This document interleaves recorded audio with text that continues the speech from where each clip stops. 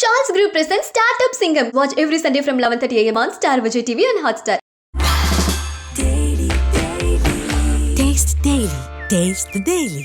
AGS Entertainment கல்பாத்திய சகோரம் வழங்கும் Pradeep ரங்கநாதனின் dragon வெற்றி நடை போடுகிறது. இன்னும் சொல்ல போனால் இப்போ இந்த கோட்டு படமே அவர் இயக்க வேண்டிய படம். யார்? பிரதீப் ரங்கநாதன். முதல்ல அவர் தானே கூப்பிட்டு ஏஜிஎஸ்ல கேட்டாங்க.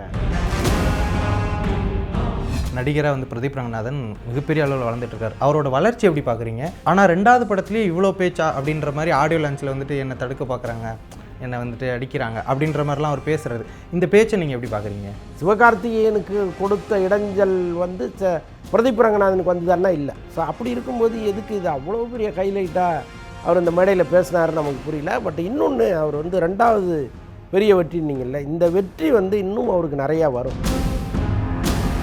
இப்போ விடாமுயற்சி ஒரு பெரிய அளவுக்கு ப்ராஃபிட்டபிள் படமாக இல்லை அப்படின்னு நீங்கள் நம்புறீங்களா? இல்லை, அது நான் லாஸ்ட் தான் அந்த படம். அது அவங்க வெளிப்படையாக இன்னும் கொஞ்ச நாளில் சொல்லுவாங்க, இப்போ சொல்ல மாட்டாங்க. விடாமுயற்சி கவுத்து விட்டா கூட அஜித் ரசிகர்கள் ஹாப்பியாக இருங்க, பின்னாடியே ஒரு யானை வந்துக்கிட்டு இருக்கு. அதுதான் குட் பேட். ஆக்சுவலி நிச்சயமாக யாரையும் ஏமாத்தாது, இண்டஸ்ட்ரிக்கே ஒரு மிகப்பெரிய கலெக்ஷன் தர்ற படமாக அது இருக்கும். அவர் இங்கே வளர்த்து விட்டவர்களை அவர் கைவிட்டது பெரிய தவறுன்னு தான் நான் பார்க்குறேன். சூர்யா அவர்கள், கௌதம் மேனன்லாம் ரொம்ப மனம் விரும்பி பேட்டி கொடுக்குறாரு. நீங்கள் பார்த்துருக்கலாம். கௌதம் மேனன் அவ்வளோ கிட்டு கொடுத்தவர் சூர்யாவுக்கு. அதெல்லாம் அவர் கைவிட்டது ரொம்ப தவறான ஒரு விஷயம். வணக்கம் சார். வணக்கம். எப்படி சார் இருக்கீங்க? நல்லா இருக்கேன் சார். டிராகன் நீக் எந்த படத்துக்கு நீங்கள் அதிகமாக எதிர்பார்த்தீங்க? எது ஆனால் இப்போது வெற்றி பெற்றிருக்குன்னு நீங்கள் நினைக்கிறீங்க? நான் 2 படத்தையுமே எதிர்பார்த்தேன். ஏன்னா இப்போது ரெண்டுமே காதல் தொடர்பான படங்கள்ங்கிற மாதிரி தான் ஆரம்பத்துலேருந்து செய்திகள் வந்துட்டு இருந்துச்சு. இன்னொன்று, ஒரு கதையை எழுதுறதுக்கு பேனாவை பயன்படுத்தி எழுதுவதுங்கிறது வழக்கமான ஒன்று. ஆனால் 2K கிட்ஸோடைய பல்ஸை பிடிச்சி எழுதுறதுக்கு இல்லை, அதை 2 பேருமே தெளிவாக பண்ணியிருக்காங்க. இன்றைக்கி இந்த கல்லூரிகளில் இந்த கெத்து காட்டணும் அப்படின்னு சொல்லி பல பேர் வாழ்க்கையை தொலைச்சிட்டு நிற்கும் பொழுது, வாழ்க்கைங்கிறது அது கிடையாது, வேற ஒன்று இருக்குது அப்படிங்கிறது தான் டிராகன் சொல்லுது. அது ரொம்ப அழகாக அவர் சொல்லியிருக்கார். நீங்கள் ஃபஸ்ட் ஆஃப்லாம் பார்க்கும்பொழுது என்னடா இந்த பையனை பயங்கரமாக டிஸ்கிரைப் பண்ணுறாரு, இது எங்கே போய் முடிய போகுது, இப்படி ஒரு ராங் கைட் பண்ணுறாங்களே பசங்களை அப்படின்னு நான் நினச்சிட்டே படம் பார்த்தேன்.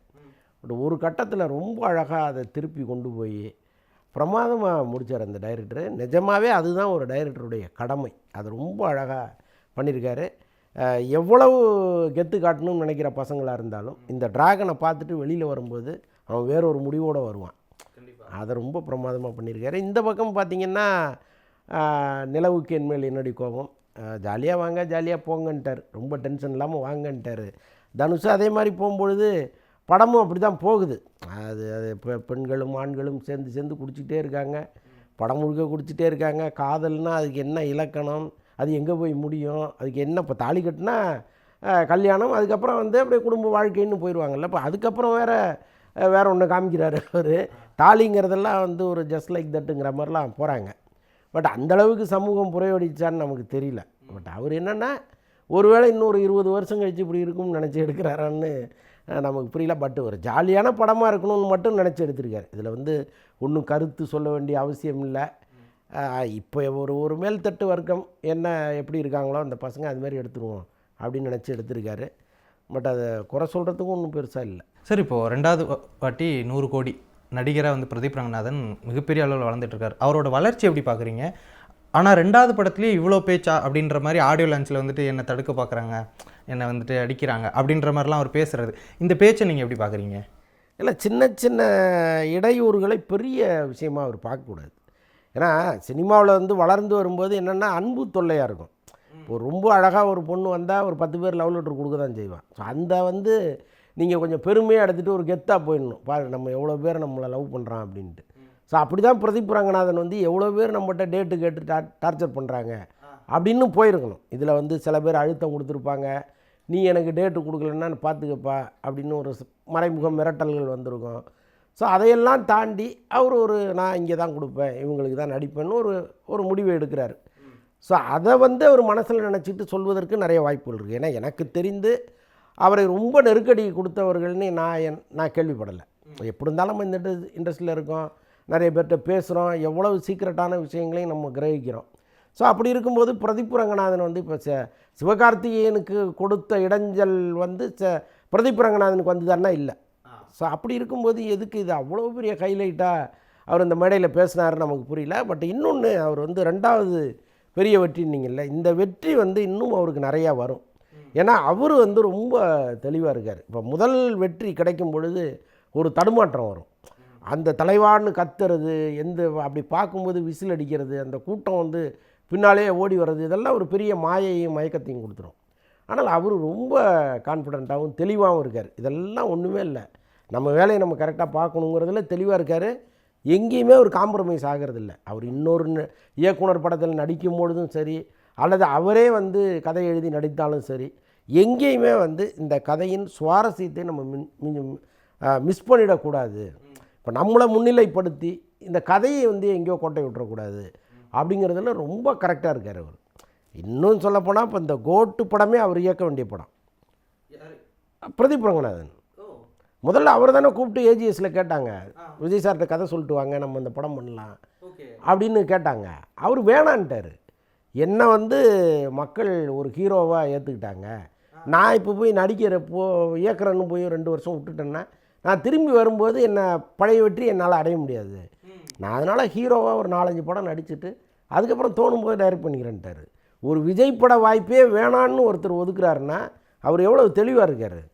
அப்போ அவருடைய வெற்றிங்கிறது வந்து இதோட முடிய போகிறதில்ல, இன்னும் பல படங்கள் கண்டினியூஸாக வெற்றி கொடுப்பார் அவர். சார், இப்போது இந்த மாதத்துலேயே ரிலீஸ் ஆன விடாமுயற்சி வந்துட்டு இப்போ வந்து நிறைய ஸ்க்ரீனில் வந்துட்டு அந்த படத்தை எடுத்துகிட்டு அந்த ட்ராகன் வந்து ஃபுல்லாக இருக்குது. வெறும் 20 நாள்லேயே ஒரு பெரிய ஹீரோவுக்கு இந்த விஷயம் நடந்திருக்கும் போது அப்போ விடாமுயற்சி ஒரு பெரிய அளவுக்கு ப்ராஃபிட்டபிள் படமாக இல்லை அப்படின்னு நீங்கள் நம்புறீங்களா? இல்லை, அது நான் லாஸ்ட் தான் அந்த படம்.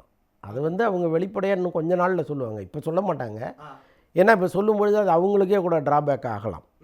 ஏன்னா ஒரு படம் வந்து தொடர்ந்து படங்கள் தயாரிக்கணும், அது வெற்றி தோல்வி கடந்து அந்த கம்பெனி வந்து லாங் ரன்னில் போகணுங்கிறது தான் எல்லாருடைய எதிர்பார்ப்பாகவும் இருக்கும். இங்கே நீங்கள் வீக் ஆகிட்டீங்கன்னு சொன்னீங்கன்னா வர வேண்டியதும் வராது. ஸோ அப்படிப்பட்ட சூழலில் இந்த தோல்வியை வந்து அவங்க பெரும்பாலும் ஒப்புக்க மாட்டாங்க. பட்டு இருந்தாலும் கொஞ்ச நாளில் அவங்க சொல்லுவாங்க, நிச்சயமாக சொல்லுவாங்க.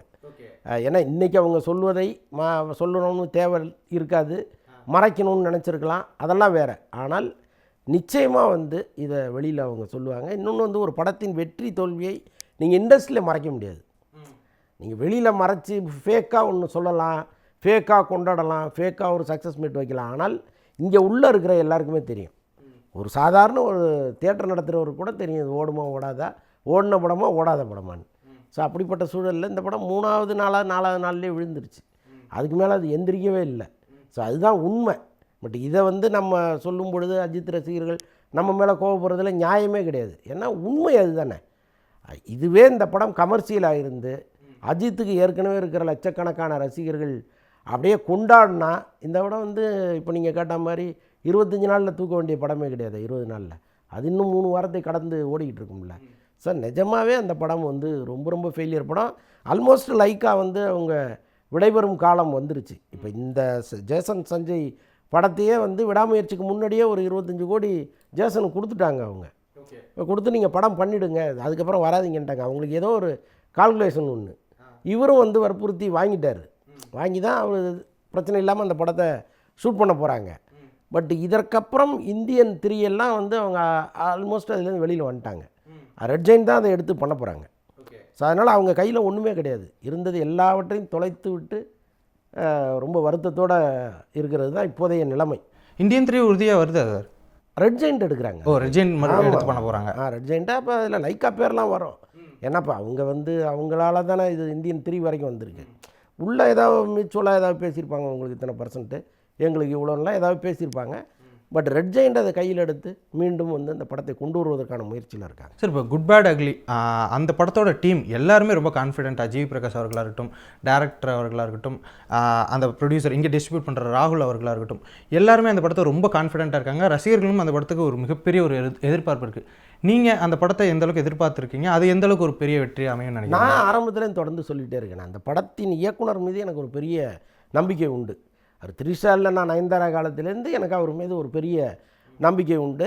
அவர் ரொம்ப கமர்ஷியலாக ஒரு படம் பண்ணுவார். அது மார்க்காண்டனிலாம் ரொம்ப அழகாக நிரூபித்தவர். அவர் நடுவில் ட்ரிபிள் ஏங்கிற ஒரு படம் வந்து ஓடாமல் போனதற்கு அவர் காரணம் கிடையாது. சிம்பு தான் முழுக்க முழுக்க காரணம்.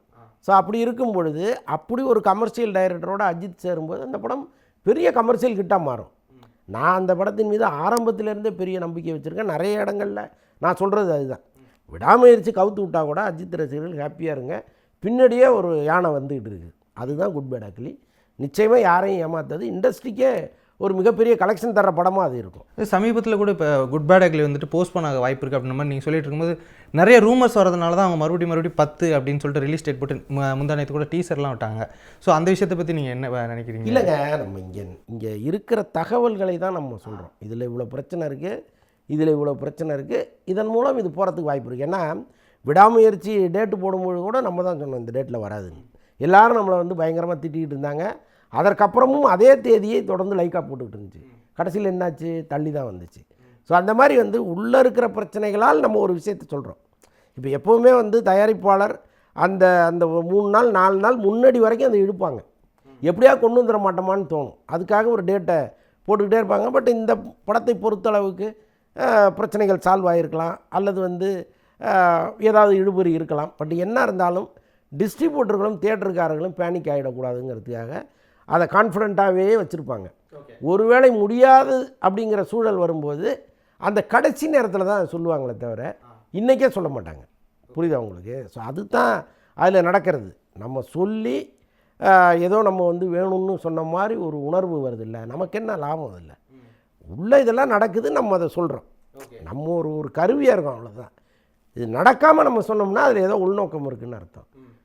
இது மாதிரி பல முறை சொல்லியிருக்கோம், பல படங்களை சொல்லியிருக்கோம், இது வராது, இவ்வளோ பிரச்சனை இருக்குது அப்படின்னு சொல்லியிருக்கோம். அதே மாதிரி அது நடந்திருக்கு. இந்த படத்தில் பிரச்சனை இருக்குங்கிறத சொல்லியிருக்கோம். அவங்க இல்லைன்னு சொல்கிறாங்க. இல்லைன்னா சந்தோஷம் தானே. ஏப்ரல் 10 வந்தால் சந்தோஷம் தானே. நமக்கு என்ன அதில் வந்து நம்ம ஏதாவது அந்த படத்தை வாங்கி அல்லது வேறு ஏதாவது படத்தை வாங்கி இவங்க வர்றதுனால நமக்கு லாஸ் ஆக போகுது? அதெல்லாம் உண்மை கிடையாது. சார், உறுதியாக வந்துட்டு இட்லி கடையும் ஜிபியும் தான் போட்டி போடுதா? ஆமாம், இந்த முறை 2 பேருமே கட்டாயம் வந்தே தீர்வுன்னு நிற்கிறாங்க. நான் என்ன நினச்சேன்னா, குட் பேட் அக்லியில் என்ன பிரச்சனை இருந்தாலும் சால்வ் பண்ணி வந்துடும். ஒருவேளை இட்லி கடை கொஞ்சம் தள்ளி போகிறதுக்கு வாய்ப்பு இருக்கும் அப்படின்னு நினச்சேன் நான். ஏன்னா ஒரே நேரத்தில் 2 படங்கள் வரும்போது கலெக்ஷன் ஸ்ப்ளிட் ஆகும். அது இண்டஸ்ட்ரிக்கே அது கெட்டது தான். ஒரு படம் பெரிய படம் வரும்பொழுது அதை விட்டுட்டு ஒரு 4 நாள் கழிச்சோ அல்லது ஒரு வாரம் கழிச்சோ இன்னொரு படம் வர்றதுங்கிறது நல்லது தானே. அதை ஏன் இங்கே பிடிவாதமாக இருக்காங்கன்னு நமக்கு தெரியல. பட் 2 படமும் ஒரே நேரத்தில் வந்ததுன்னா ஒரு சின்ன இது இருக்கும், ஒரு சங்கடம் இருக்கும். சரி, இப்போது சிவகார்த்திகேயன் அவர்கள் பராசக்தி போயிட்டுருக்கு. இப்போ இந்த பராசக்திக்கு அப்புறம் SKR இந்த ப்ராஜெக்ட் 2 படமுமே சைமல்டேனியஸாக பண்ணிருக்காரு.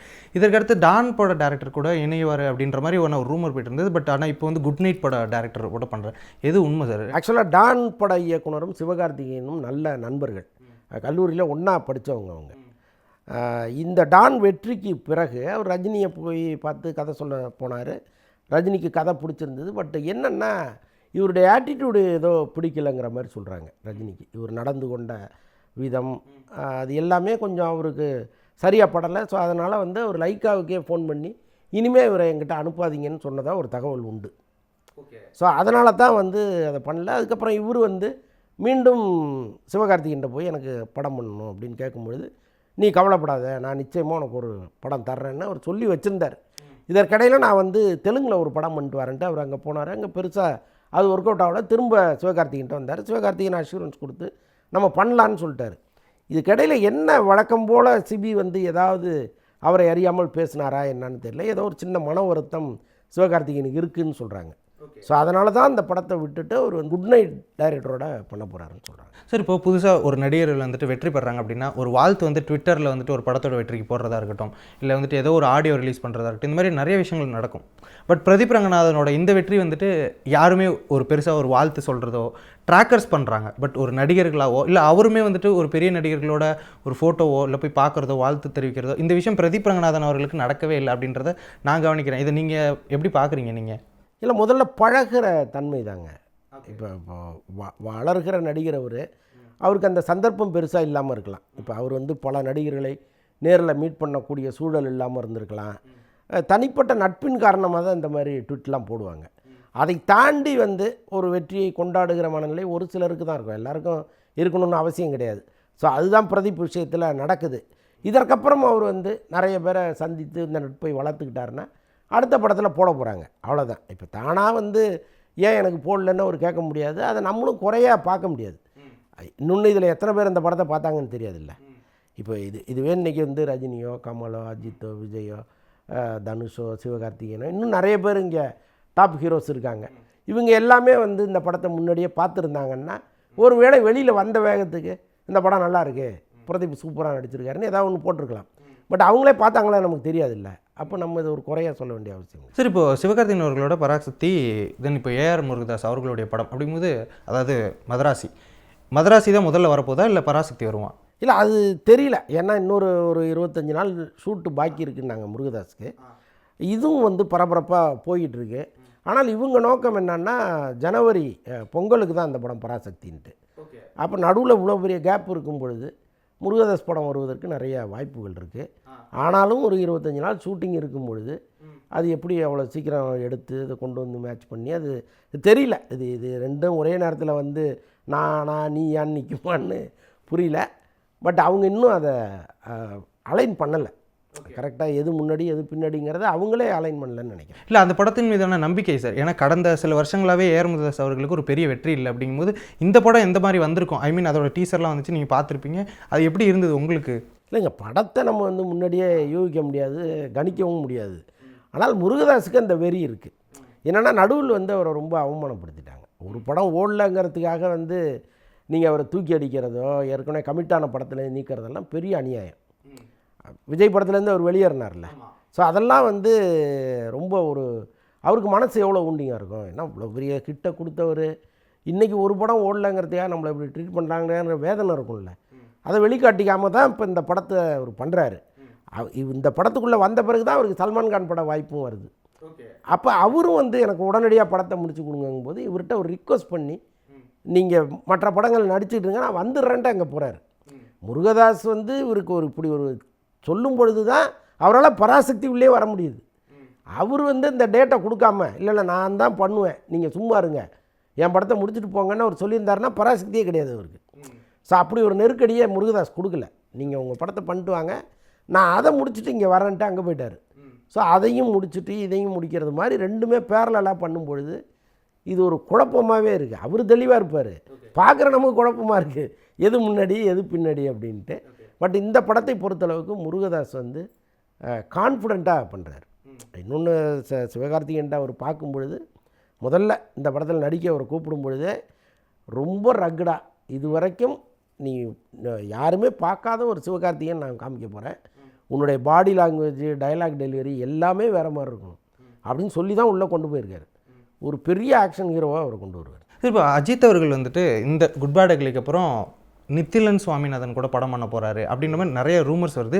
அதுக்கப்புறம் ஆனால் சிறுத்தை சிவா கூட ஐ மீன் கங்கோ ஃபெயிலியர்னால சிறுத்தை சிவா அவர்களை கட் பண்ணி விட்டுருக்காரு அப்படின்ற மாதிரி கூட நியூஸ் வருது. எந்த விஷயங்கள்லாம் உண்மை? இல்லை, எதுவுமே எல்லாமே அஜித் முடிவெடுக்க வேண்டிய விஷயம். அவர் வந்து இன்னொரு 7 மாதம் கழிச்சு தான் வரப்போகிறார். ரேஸ் எல்லாம் விட்டுட்டு வந்து தான் யாரோடு படம் பண்ண போகிறோங்கிறத அறிவிக்க போகிறார். பட் இங்கே பல பேர் வந்து அவரோட ஃபோன்லேயோ சும்மா நேர்லேயோ ஒரு லைன் சொல்கிறாங்க. முழுசாக பெரிய கதையெல்லாம் இப்போ நித்திலன் சுவாமிநாதன் கூட ஃபோன்லேயே லைன் சொன்னதாக தான் தகவல். அந்த லைன் அவருக்கு பிடிச்சி போய் டெவலப் பண்ணுங்கன்னு சொல்லியிருக்கிறதா தான் சொல்கிறாங்க. அவர் யாரை முடிவெடுக்கிறாருங்கிறது அவர் கையில் தானே இருக்குது. திடீர்னு ஒரு சிறுத்தை சிவாவுடைய சூழலை பார்த்து அவருக்கே கூட ஒரு டேட்டு கொடுக்கலான்னு அவர் நினைக்கலாம். எப்போவுமே அவர் வந்து என்னென்னா கொஞ்சம் சிக்கலில் இருக்கிறவங்கள காப்பாற்றணும்னு நினைக்கிற ஒருத்தர். ஸோ அதனால் வந்து சிறுத்தை சிவா தான் இப்போ அப்படி ஒரு சிக்கலில் இருக்கார். சரி அவர் கொடுப்போமே. ஏன்னா இந்த ப்ராஜெக்ட் வந்து விடாமுயற்சிக்கு முன்னாடி பேசப்பட்டது. சன் பிக்சர்ஸ் பண்ணுற மாதிரி சிவா இயக்கிற மாதிரிலாம் முதல்ல பேசினாங்க. அப்புறம் அஜித்தே சன் பிக்சர்ஸ் வேணாம், வேறு ப்ரொடியூசர் நான் சொல்கிறேன், நீங்கள் வேலையை மட்டும் பாருங்கன்னு சொல்லியிருந்தார். ஸோ அப்போ அந்த வேலையை தான் அவர் பார்த்துக்கிட்டு இருந்தார் அஜித், சிவா. இப்போ எல்லாமே முடிச்சு வச்சுட்டு அவர் அஜித்தினுடைய பதிலுக்காக காத்துட்ருக்காரு. அது அஜித்துக்கும் தெரியும் தானே. இப்போ ரீசெண்டாக அந்த ரேஸில் இருக்கும் பொழுது அவரே சிவாவுக்கு ஃபோன் பண்ணி கவலைப்படாதீங்க, கான்ஃபிடெண்ட்டாக இருங்க அப்படின்னு சொல்லியிருக்காரு. ஸோ இதெல்லாம் நடந்திருக்கு. அப்போ ஏதோ ஒரு எண்ணம் அவருக்குள்ளே இருக்குல்ல. நடுவில் தான் இந்த மாதிரி கதைகளை கேட்டுட்ருக்காரு. அவர் வருஷத்துக்கு 1 படம் நடிப்பாரா, 2 படம் நடிப்பாரா, இப்போ வந்து நடிக்க போகிற படம் எது, இது எல்லாமே சுரேஷ் சந்திராவுக்கு கூட தெரியாது. அவர் வந்து சொன்னால் தான் தெரியும். சார் சூர்யா அவர்களுடைய அந்த எழுச்சி, அதாவது இப்போ சமீப காலமாகவே இப்போது ரீசெண்டாக அந்த கங்கு வரைக்குமே நிறைய ஃபெயிலியர்ஸ் தான். ஆனால் இதற்கப்புறம் அவர் வச்சிருக்க அந்த லைனப்பும் அந்த டேரக்டர் செலெக்ஷனுமே வந்துட்டு ரொம்ப ரொம்ப நல்லா இருக்குது. வெங்கி அட்லூரியோட ஒரு பைலிங்குவல் பண்ண போகிறாரு அப்படின்ற மாதிரி சொல்கிறாங்க. தென் இப்போ ரெட்ரோ கார்த்திக் சுப்பராஜ், அதற்கடுத்து அப்படின்னு சொல்லிட்டு நிறைய நல்ல லைனப்ஸ் வச்சுருக்காரு. அவரோட இந்த ஃப்யூச்சர் எப்படி இருக்குன்னு நீங்கள் நினைக்கிறீங்க? இவ்வளோ வருஷத்தில் அவர் பார்த்தது அடிக்கும், இப்போ இனிமேல் அவர் பண்ணுற அந்த ஒரு விஷயத்துக்கும். இல்லை, அவர் இங்கே வளர்த்து விட்டவர்களை அவர் கைவிட்டது வந்து பெரிய தவறுன்னு தான் நான் பார்க்குறேன். ஐ மீன் சூர்யா அவர்கள். ஆமாம், இப்போ கௌதம் மேனன்லாம் வந்து ரொம்ப மனம் விரும்பி பேட்டி கொடுக்குறாரு, நீங்கள் பார்த்துருக்கலாம். கௌதம் மேனன் அவ்வளோ ஹிட்டு கொடுத்தவர் சூர்யாவுக்கு. அதெல்லாம் அவர் கைவிட்டது ரொம்ப தவறான ஒரு விஷயம். ஆனால் பட் கார்த்திக் சுப்பராஜ் படம் வந்து ரொம்ப நல்லா வந்திருக்கிறதா சொல்கிறாங்க. அது வந்து அவருக்கு ஒரு பெரிய மாற்றத்தை கொடுக்கும். ஏன்னா இப்போ கங்குவெல்லாம் அவர் வந்து எதிர்பார்க்காத ஒரு பெரிய தோல்வி இல்லை. ஸோ அதை எல்லாருமே ஆல்மோஸ்ட் வந்து சூர்யாவை கார்னர் பண்ணி விமர்சனம் பண்ணிட்டாங்க. ஸோ அதெல்லாம் அவருக்கு மன உளைச்சலாகவே இருக்குது. ஸோ அந்த சூழலில் தான் இந்த கார்த்திக் சுப்பராஜ் படம் ஒரு ஆறுதலாக வரும்னு அவர் நம்புகிறாரு. கிட்டத்தட்ட அந்த இதெல்லாம் பார்க்கும்பொழுது அப்படி தான் இருக்குது. ஓரளவுக்கு ப்ராமிசிங்காக இருக்குது, நல்லா இருக்குமோ அப்படிங்கிற எண்ணத்தையும் நமக்கு கொடுக்குது. ஒருவேளை அது வெற்றி அடைந்து அடுத்தடுத்து அவருடைய லைனப்பு எல்லாமே ரொம்ப சிறப்பாக இருக்குது. முக்கியமாக இந்த மலையாள இயக்குனர்கள் வந்து ரொம்ப புதுமையான கதைகளை சிந்திக்கிறது, புதுமையாக கொடுக்குறது, இது எல்லாமே பண்ணுறாங்க. ஸோ அப்படி இருக்கும் பொழுது அவருடைய லைனப்பெல்லாம் நல்லா இருக்குது. இருந்தாலும் அவர் கௌதம் மேனன் சொன்னதை நிச்சயமாக காதில் வாங்கி அவருக்கு ஒரு படம் கொடுக்கணும். எப்போவுமே இப்போ அஜித்தை பாருங்களேன், சிறுத்தை சிவா வந்து தோல்வியை கொடுத்துட்டாருன்னு நினைக்காம அவருக்கு ஃபோன் பண்ணி சொல்கிறாருல, கொஞ்சம் கான்ஃபிடெண்ட்டாக இருங்க அப்படின்னு சொல்கிறாருல. இந்த ஆறுதலை ஏன் கௌதம் மேனனுக்கு அவர் கொடுக்கல? இதெல்லாம் செய்யணும். நம்ம ஆரம்ப காலத்தில் நம்மோடு ட்ராவல் பண்ணவங்க, நம்மளை வளர்த்து விட்டவங்க, அவங்களெல்லாம் எப்போவுமே நினச்சி பார்க்கணும். அதுதான் இப்போ கர்மா ரிப்பீட்டுங்கிற மாதிரி ஆயிடக்கூடாது. நீங்கள் நம்ம வளர்ந்துட்டான் இனிமேல் இவங்க எதுக்கு அப்படின்னு நினைக்கிறவங்களுக்கெல்லாம் ஒரு தோல்வி ஒன்று வந்து மண்டையில் அடிக்கும். ஸோ அதுதான் சூர்யாவுக்கு நடந்திருக்கோன்னு நான் நினைக்கிறேன். இனிமேல் அவர் வெற்றி பாதையில் போனால் கூட கொஞ்சம் அப்படி பழசை திரும்பி பார்த்து வாங்க சார் அப்படின்னு கூப்பிட்றது தான் சரியாக இருக்கும். சார் நிறைய விஷயங்கள் பகிர்ந்துக்கிட்டீங்க. உங்களுடைய நேரத்திற்கும் கருத்துக்கும் நன்றி சார். நன்றி. Charles Group presents Startup Singham. Watch every Sunday from 11:30 a.m. on Star Vijay TV and Hotstar. Taste Daily. Taste the Daily. AGS Entertainment கல்பாத்திய சகோரம் வழங்கும் பிரதீப் ரங்கநாதனின் டிராகன் வெற்றி நடை போடுகிறது.